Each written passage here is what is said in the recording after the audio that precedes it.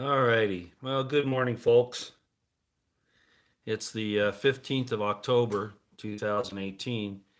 And I guess I created a little bit of a stir there on Saturday. I kind of figured I would. And even though nobody's in here yet, well, there we go. We're getting a few. Hello, everyone.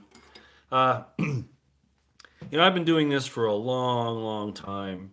And I did get a couple of questions. Good morning, everyone.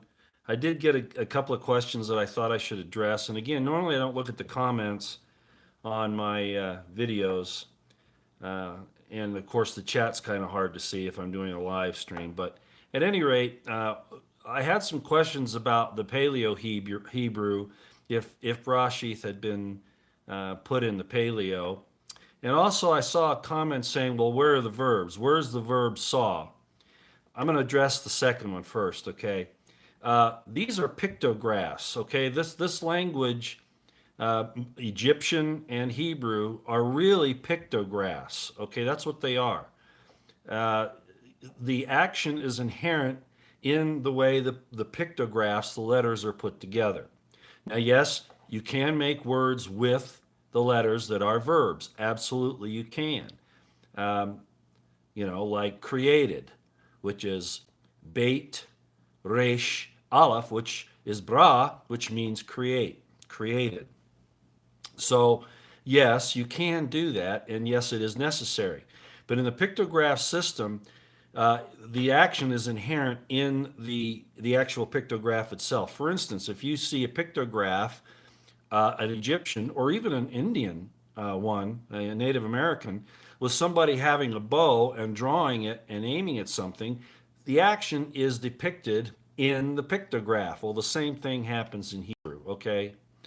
Are you 110, 120? No, I'm not. My mom used to think that we had Cherokee in us, but I couldn't find any evidence of that. Okay, so let me explain a little bit more about the Paleo Hebrew. The Paleo Hebrew is important to understand its history.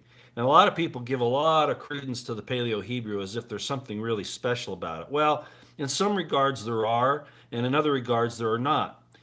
The ancient Paleo Hebrew alphabet was actually taken from the Phoenicians. Okay, the language itself was quite a bit different, but they used the Phoenician alphabet to come up with their written letters. The ancient Hebrews did. So it really wasn't their alphabet. They really didn't have one of their own at that point in time.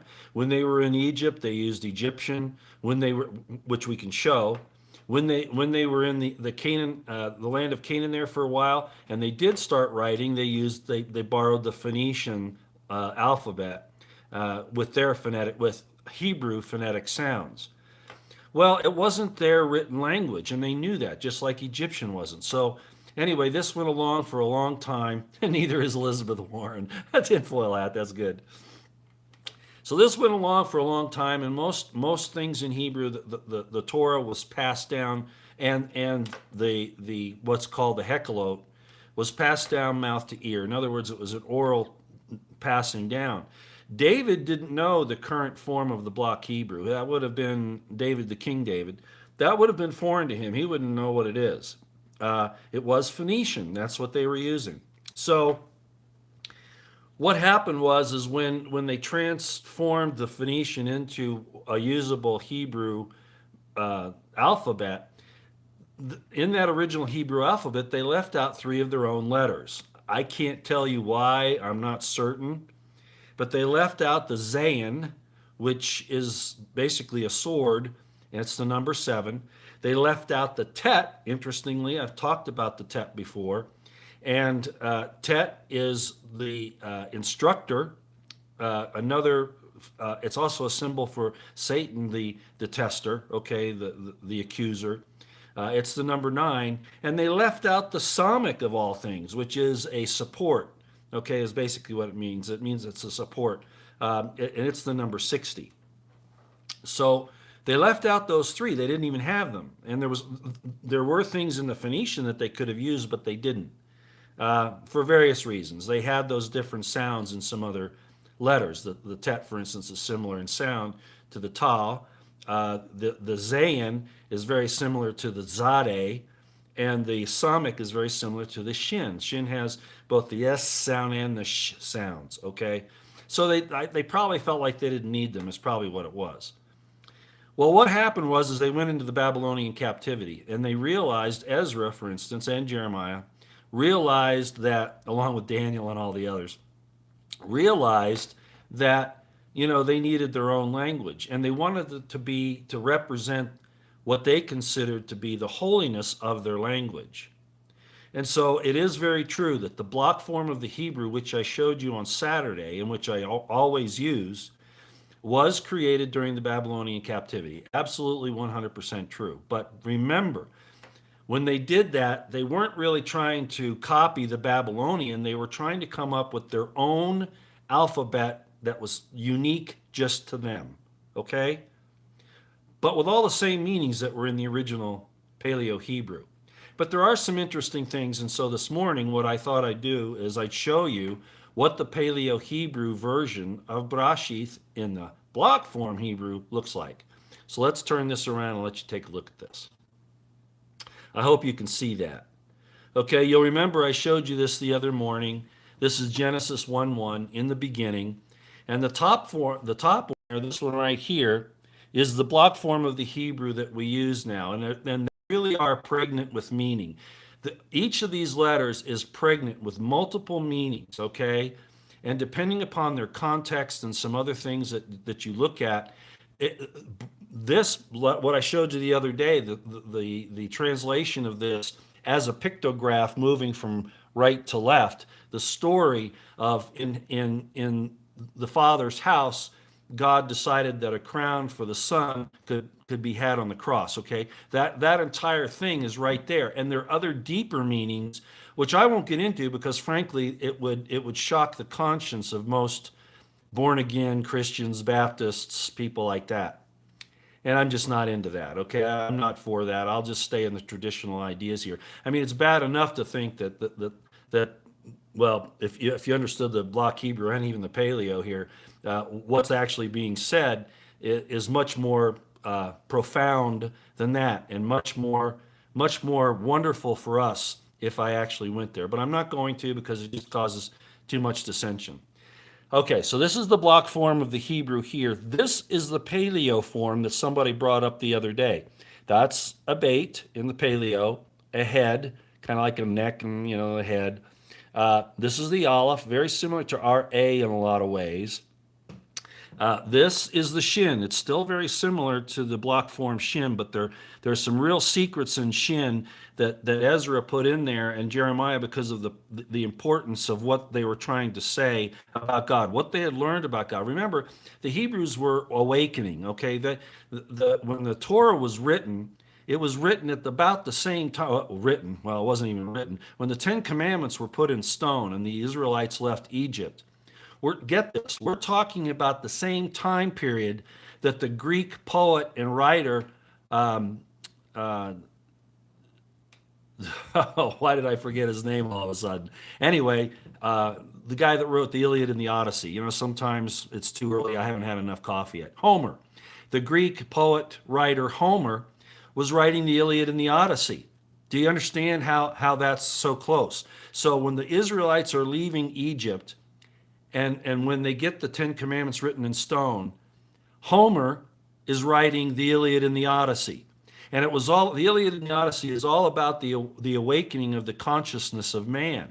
In other words, that they no longer have just the idea of, go out and get your food and fight and that kind of thing. It's starting to understand that the consciousness of man, being able to put yourself, for instance, in another person's shoes, that kind of thing. Well, the Hebrews were going through the same thing. And really the Torah, especially Genesis, is about the awakening of the Israelite people to that consciousness, which is the same thing that Homer was writing about, as I just explained, in the Iliad and the Odyssey. So this is the time period that we're talking about, and it's very important for, I don't want to call it human evolution, I want to call it the human instruction. Because of the tests in this life, they were starting to understand, what it's really all about. and we're still working on it today because there are forces at work that don't want us to know these truths and where we come from and where we're going and who we really are, and I've already explained that. So this is the Paleo Hebrew. Like I said, this is the shin right here. If you all can see that, maybe I should use this side of the pen so you can kind of see the pointer. This is the shin. It is very similar to the block form Hebrew, but like I say, there's some real secrets in this that if you understood what they are, and I'll cover them probably someday. This is the original yod. It doesn't look anything like this one. Now tell me something, and I've brought this up before. How is it that the Hebrews knew that the yod is really a symbol for a sperm? That's really what it is, okay? The mustard seed, the smallest of all seeds, grows to be a big tree. Okay? This is the smallest letter in the Hebrew alphabet. Look at it compared to the Paleo Hebrew. There's no connection. What they did was they took this thing right here. It looks like part of like this letter right here, that horizontal piece. And that's all that's left of yod. And they did that for a reason. How did they know what a sperm looked like? Very interesting.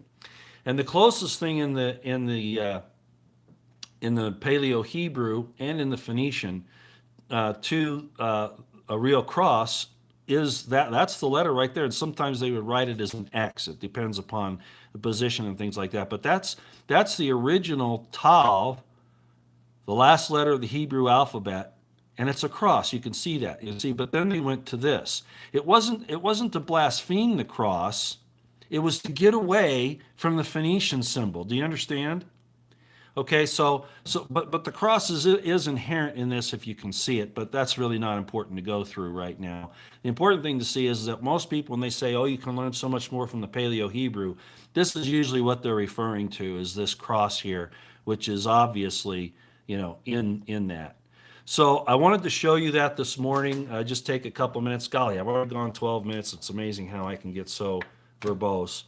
But I thought that would be of interest to you folks so that you would know that I'm aware of these things. And I didn't cover the Paleo Hebrew because really the really truly pregnant meanings from the prophets.